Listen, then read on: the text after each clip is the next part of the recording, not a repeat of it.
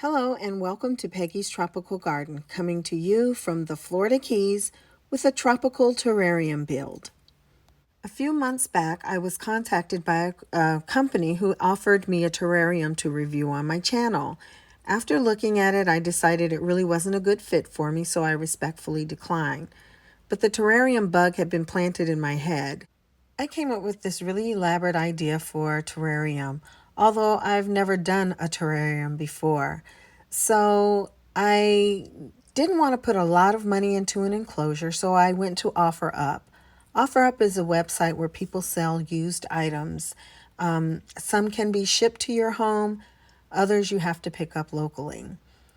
Looking at enclosures, I stumbled upon these and decided this is exactly what I wanted. These enclosures are marketed as vivariums for people who have, pet frogs, lizards, and things like that. But it is exactly what I wanted for my plants. However, if you buy them from the store brand new, they can be quite pricey. The one that I wanted cost $125. Since I didn't know what I was doing really, since I've not done a terrarium before, I didn't want to put that kind of money into it. So that's why I'm looking for something used. I was fortunate enough to find a seller within driving distance that had the exact enclosure I wanted and was selling it for $25. She had 3 enclosures that she wanted to sell as a group, but was willing to sell this one separately. So I was able to get my enclosure for $25. So I have my enclosure and I got it at a great price. Next, I went to Amazon and picked up some items I felt like I might be able to use in my terrarium. The first thing I knew I needed was a background. So I picked up this styrofoam background for, it's supposed to look like a rock. I figured it looks like a rock, kind of like a tree trunk, but I have some ideas for it. It's 18 by 18 and my terrarium is 12 by 18, but it was half price, so I figured I could cut it down. It's only styrofoam. This is a hydrometer, so I can measure the moisture level in the terrarium. Some cocoa husk that you'll see. I have some projects I want to do to kind of make things look realistic. LED light, which I figured would give my plants enough lighting so that I can put my terrarium anywhere in my home. And then I picked up this jungle vine. I'm not sure I'm really going to use this, but we'll see. Now let's get started getting some of these items decorated and into the enclosure. First, we'll start with the background. To me, the background really sets the tone for the terrarium. I decided to go with one that was built for these enclosures because they're 3-dimensional and I felt like that was very important. It's just styrofoam that is brushed over with, dry brushed with paint, it looks like. But on the back, you can see there's a channel for electrical cords. And I'm going to need that because, like I said, I want my terrarium to have a waterfall. This is a good start, but it's just a little plain. So I'm going to go ahead and cut this down. And now it fits the terrarium. And this is what it looks like. I really like it. I'm glad I went on and got the background that was on clearance. Here's the piece I cut off with just a knife. And it saved me doing that, saved me like $15. So I'm happy with it. So if you decide to do something like this, if you see a background on clearance, it's easy to cut with a knife. So there you go. I really like it. So now I want it to look just a little more realistic. I soaked the coconut husk block so I could take a portion of it off. I didn't need it all. And I broke it down and just started gluing it to the background in a way that I felt like would make it look a little bit more realistic. I'm using silicone glue because this is going to be a moist environment. So I don't want anything that's water soluble because if you use a glue that's water soluble, of course, all of your pieces are going to fall off. So I'm just gluing on the cocoa husk as well as some sphagnum moss because those things are going to give my Monstera Dubai something to hold on to as well as hold moisture for the plant. I don't know why I'm the kind of person who can't just be happy with a simple terrarium. I come up with these grand ideas when I don't know what I'm doing, but I'm really excited about this project. This is the first project I've really done on my plants or for my plants in quite some time. And I'm really excited about it. And I just hope everything works out. It is the next day. All of the glue is dry. And this is what the background looks like. Yeah, I got carried away. I ended up pulling out the bark chips, more sphagnum moss, the coconut husk, but I feel like it gives it a little more texture and dimension, and I think it's going to look good in the terrarium. And the sphagnum moss, again, is important because it's going to hold moisture and humidity for the terrarium, so I'm quite excited. And here's what it looks like in the enclosure. I am very pleased with it. While I was working on it, I was like, this may look like just a mess, a bunch of stuff glued onto some styrofoam. But I think it really does blend well, and it's going to be a good backdrop for the plant. So I'm pleased. Now on to the water feature. I was going to build my own waterfall since the bottom of this tank can be used as an aquarium so it holds water, but I decided to keep it as simple as possible and went on and ordered this one from Amazon. It doesn't look realistic at all. I have this bright shiny green plastic with a very fake looking plant. This is definitely not the look I was going for, so once again I pulled out my silicone as well as some sphagnum moss, wood chips, gravel from my garden, anything I had on hand that I thought might help this look a little bit more realistic and be more in line with what I had in mind.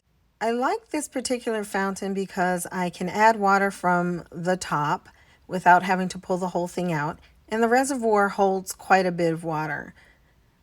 That's about all I really like about this fountain, but I'm determined to make it work. This too turned into an arts and crafts project, and I'm not an arts and crafts kind of girl. But things are looking up, I think. I don't know. It looks better than it did, and it will definitely blend in better, so I'm just going to keep it moving. This is either going to come out looking okay or it's going to come out looking like a hot mess. I'm adding more sphagnum moss to it because I'm hoping that maybe I will be able to get some of my Dischidia to kind of vine and grow up onto the waterfall. We'll see. And another day has passed. Why do I have to get so elaborate with everything?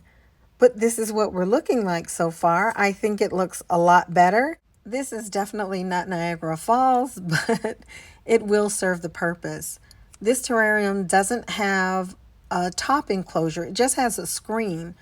So of course, dry air can come in and it won't maintain as much moisture as one that is enclosed.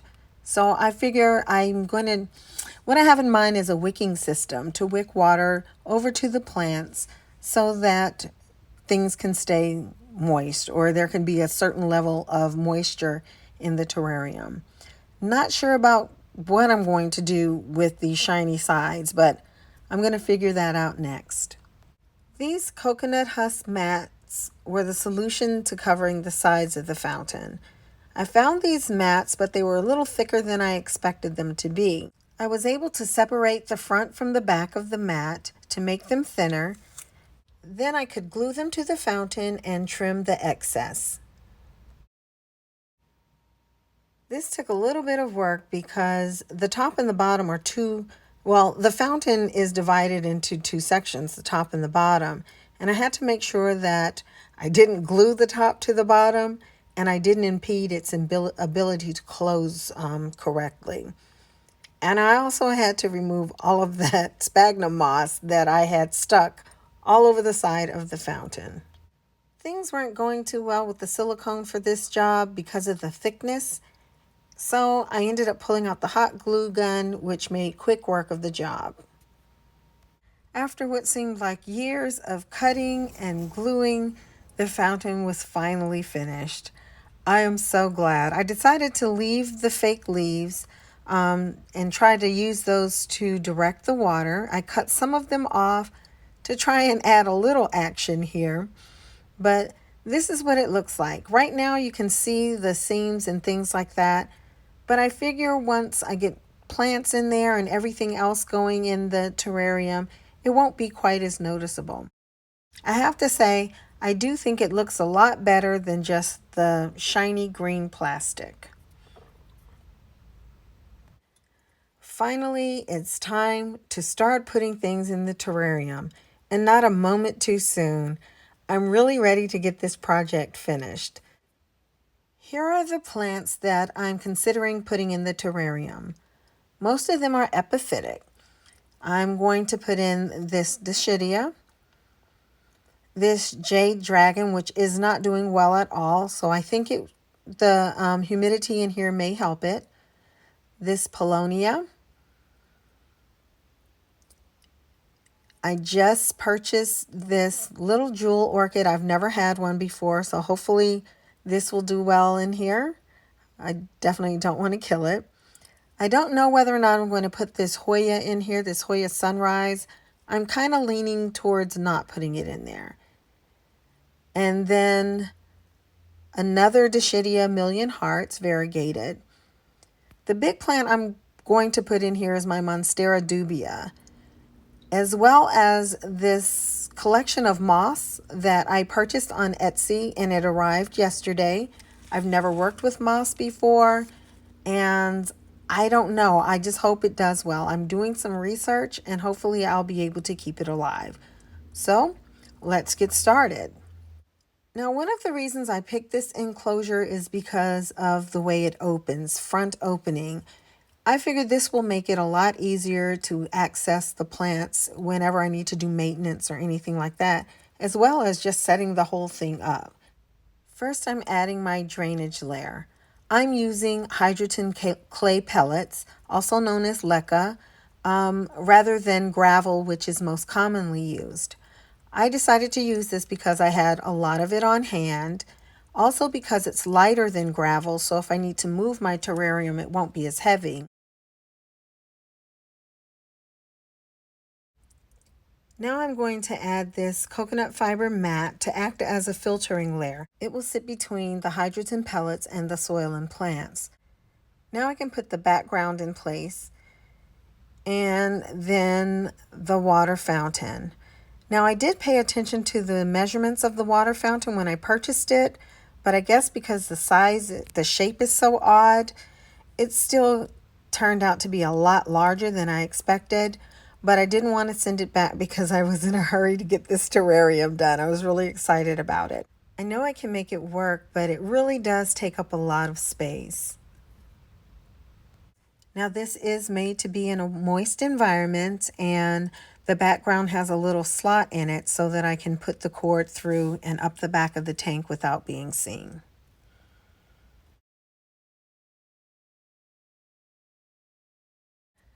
I like it. I think it looks pretty good. It looks natural. I think the background blends in. It looks not just like a piece of painted styrofoam. And the water feature definitely looks better than the shiny green plastic would in here.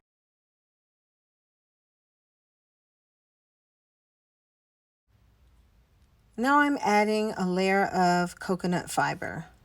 This is primarily for aesthetics, although most of the plants I'm planting in here will be epiphytic, so it's conducive for them to grow in as well. Now I'll be adding my first plant, which is this Paulownia. And I've put a wick in here. I came up with this idea of putting the whole pot in here and then putting the wick from the pot to the water feature so that when that water is running, it'll wet the wick and water the plant. I don't see any reason why that shouldn't work. I wasn't planning on putting pots in here, But when I got to thinking about it, I don't know how this is going to work. I've never done a terrarium. And just in case these plants aren't liking the terrarium, it'll be easier for me to take them out, switch out plants and things like that. I'm adding some cocoa fiber to hide the pot. I just received this jewel orchid yesterday in the mail, and it came in this little cup. So I put some holes in this little plastic cup, and it just happens to be the perfect size to fit in this waterfall. I'm hoping I can adjust it in a way that the water goes behind it rather than into the cup.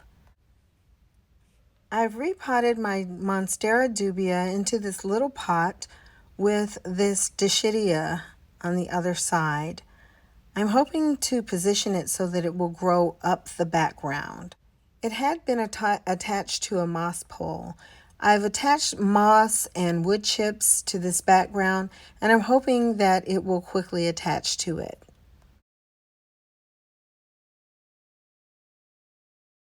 I needed something to hold the dubia in place on the background. So I took a couple of paper clips, broke them in half, and wrapped them with floral tape. That way the metal won't come in contact with my plant. These went easily into the styrofoam and held in place and did a great job of anchoring the plant to the background.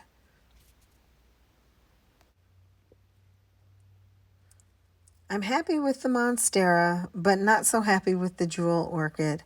I think I'm going to go ahead and switch that out and put it in this little biodegradable pot. I'm thinking there's going to be some things I'm going to have to come back and switch around, but I just really don't want to lose this Jewel Orchid. So we'll see if this works, and if not, I'll switch it again. I have this little imbricata that was in the pot with my Monstera Dubai, and I think it'll do well in this terrarium too. So I think I'm going to plant this on the, I'm not sure where I want to put this. No, I want it to grow up the water fountain. It's a shingling plant as well, so I would really like it to be somewhere where it can climb. For now, I'm going to just go ahead and leave it here, but I really think that it will be moved somewhere else by the next time you see it. Now to add some moss. Like I mentioned earlier, I have never worked with moss before. I've done some research. I know that it needs to remain moist. I'm not sure how it's going to work in this terrarium, but I'm going to do my best to keep it alive. I just think it would be a nice touch to have like the forest floor with moss growing on it. If the terrarium isn't able to maintain enough moisture to keep the moss alive, I think what I'll do is do another wick from the fountain under the moss. And I may even put some sphagnum moss underneath it if necessary. So I understand I'm going to have to do some tweaking to some of these plants, but I think I have a good solution. I really like what the moss is adding. It looks nice and full, and I'm really liking it. I'm surprised that it's turning out so well. I want to put some moss up here on top of the fountain, and the only way I'm going to get any moisture up there to keep it alive is to add another wick. So I'm just putting it down here so that when the fountain is on, the wick will get wet, and it will hopefully be enough to keep this moss alive that I put up here. And here it is, the finished product. I can't say it was a quick and easy project, but I am glad that I did it, and I'm very pleased with the outcome. I did add the vine, I attached the light. On the side, there is a hydrometer, and that gives me the temperature as well as the humidity level. And here is an overall view of the project. So I hope that all of my plants are happy in here. I'm sure there are some things that I'm going to have to adjust. The good thing is doing it the way I did with the pots. I think that was the right way to do it, given I'm not sure how these plants are going to respond, and it'll make it very easy to remove and switch out or just switch around any of the plants. So I'm quite pleased. Thank you so much for going through this this ordeal with me, this long drawn out terrarium project. I hope you enjoyed it. It's my pleasure to have you with me. Thank you so much. That's about it. Stay well. Bye-bye.